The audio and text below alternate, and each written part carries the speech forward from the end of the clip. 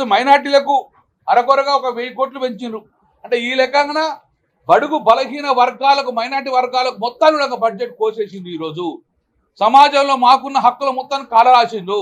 మా బడ్జెట్ పెంచుతాన్నారు కానీ మొత్తం బడ్జెట్ తగ్గేసి సంక్షేమానికి మొత్తాన్ని కూడా ఈరోజు పాత చేసే పరిస్థితి వచ్చింది. కాబట్టి నా జీవితంలో ఇంత బడ్జెట్ ఎస్కలేషన్ ఉంటుంది, పెరుగుతూ ఉంటుంది, కానీ మొత్తం బడ్జెట్ని కోసేసి మా బీసీ సమాజాన్ని గొంతు కోసిండ్రు. మొన్న కూడా చెప్పిన అసెంబ్లీలో బీసీల యొక్క గౌరవ ముఖ్యమంత్రి కేసీఆర్ అప్పుడు ఉన్నప్పుడు ఆత్మగౌరవ భవనాలు ఇస్తుండ్రు, అన్యాక్రాంతం అవుతుంది, డెఫినెట్గా ఇలా డబ్బులు పెట్టమని చెప్తే ఈరోజు బీసీలకు కూడా ఈరోజు దానికి ల్యాండ్ దానికి కేటాయించే పరిస్థితి లేదు.